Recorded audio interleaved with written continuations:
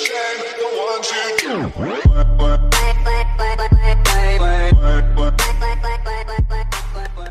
Guys, welcome back to Rydeus-The channel. Welcome to episode 29 in the Freedom series. Remember, every day for the month of August, we're going to be providing you with a video that we hope could be useful in your quest for improved financial well-being. In the last video, we talked about options in terms of being an employee, being self-employed, being a small business owner, an entrepreneur, or an entrepreneur. If you didn't see that video, you should go back and check it out. In today's video, we want to talk a little bit about your need to have your primary source of income, which may be one of the variables that we talked about, but you need to have an additional source of income, and in some cases, multiple sources of income. If you really want to improve or to progress, to advance along the financial well-being continuum, you may be required to have multiple sources of income. That's one of the things we want to talk about. And when we talk about multiple sources of income or additional sources of income, we are not necessarily talking about getting a second job or even a third job. We're not necessarily talking about those things. We are talking about finding a means of having an additional source of income. In previous videos, I talked about my white t-shirt enterprise, where I had a number. I used to buy white t-shirts and then resell them right at an earlier point. So that was an additional source of income, and it was a very small amount, but was an amount that you could use to borrow from yourself, to save for to save for a rainy day. It was an amount that you could use to put towards capital for starting a bigger business. So there's a necessity for us to have an additional source of income. It could be a little or it could be a lot.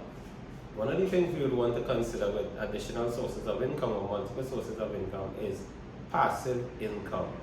And what does passive income mean? It simply means we're not doing much to make that money, to make that income. We're not doing much. There's no significant material requirement for us to be involved in that which is going on. There may be a requirement up front for us to do certain things, put certain things in place so that this income could begin to come in. But as we set things up in a fairly decent way, it goes perhaps on what we might want to call autopilot and just makes us a lot of money with minimal involvement. So you may want to consider passive income. And what's passive? What are some examples of passive income?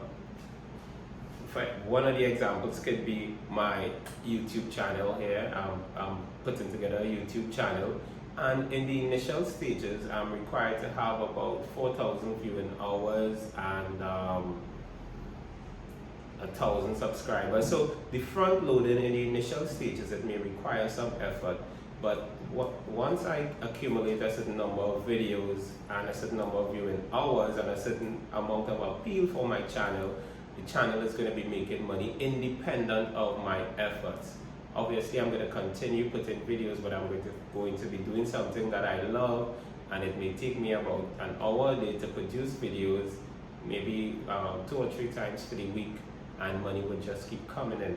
You could build a course and put it online, one of the online services like Skillshare or mastermind.com. So something that you're good at, you just build that. How to braid hair, how to do massages, how to wax, do whatever. So you could create a set of how-to videos and have them online, and people subscribe to wherever you have them online, and you get money as soon as people subscribe to your program or purchase your program. So these are some things that you could think about. You could try writing a book if you're that kind of individual. Write an ebook, make it available on Amazon, and just relax and see what happens. You could also try being a silent partner in a business. So somebody you know that they want to start a business, and of course you may have some funds that you could contribute or front load, and as you front load and you contribute to that business, you're just there, you're getting information, you're keeping up to date, and it's making you money. And we could even talk about passive income from the perspective of buying a house and doing some renovations and making it available for rental or even repurchase. So these are some means by which we could get passive income. So when we're talking about multiple sources of income, we are not necessarily talking about getting a job or starting a small business. We're just talking about setting things up so we could continue to make money for us. Buying a vending machine, investing in a coin laundry, investing in water. I know of a guy who has, by the playfield that I go to habitually, he has a water source there where you just go, you put in your coins or you put in your notes, and you have your bottle there and you get your water filled, and it's just as simple as that. You have a passive source of income. One of the things I want to mention in this video as well, when you talk about passive source of income or passive income, a lot of people tend to think about network marketing, and I believe that network marketing is a solid avenue for persons who really have a desire to be of service, to start a business and have the time to do it. I know network marketing gets a lot of negative press, but I think if you have the opportunity to have the backing of a serious company, a solid company with good products, and you're provided with all kinds of training that you could use to improve your people's skills, to improve your chances of starting your own business, different things you could do as part of the network marketing arrangement. I think it's a not so bad idea at all. In the initial stages, you'll be required to do a lot of work to get persons on board, to get your products available. But once you get things going, it could be a means of passive income. But you have to be very careful from two perspectives. One, some multi-level marketing systems operate as pyramid schemes. We'll talk about that in a bit. And the other thing is, there are some multi-level marketing companies that they more or less force you to behave in ways that would encourage you to be less than sincere and genuine with persons that you really care about. So some of the persons that you really care about may want to support you in your network marketing business, but they're only setting up themselves when they do that, because when they enroll, they have a lot of things that are required of them that they don't have the time, they don't have the interest, and they're not predisposed to do. It's only because of your relationship with them why they agree to be a part of it, and that's kind of like setting them up and taking your relationship for granted. So be very, very mindful of that, especially misrepresenting the possibilities associated with the enterprise, making it look like it's the best thing since sliced bread when it really may be one of the more disastrous things.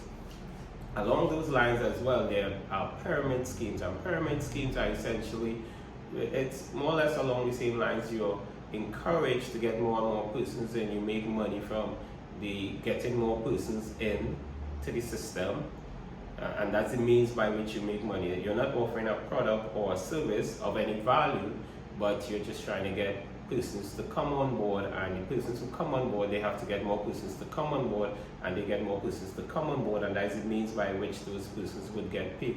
But it uses geometric progression. We're not going into that, but once you're using geometric progression, it progresses exponentially, which means that it's always doubling, and with that doubling, it would be difficult to get persons to come on board to make it worth your while, dependent on when you enter the whole business arrangement.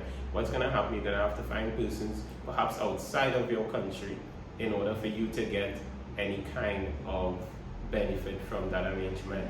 So in this video, we wanted to talk about multiple sources of income. I'm suggesting multiple sources of income is good. You could be an employee as well as a self-employed person. You could be an employee as well as a person with a small business. You could be a person with a small business and you're entrepreneurial or intrapreneurial. I could just reflect quickly on a friend of mine who he worked for a company that sold variety products, and he actually took on consignment products from his company and took it into his community and started a small business, and it grew very big because he decided to be an entrepreneur within the organization for which he worked. So that's something that we talk about that you could consider. We talk about passive forms of income that you could front load with a little effort and a little maybe a little money up front that will continue to make money for you.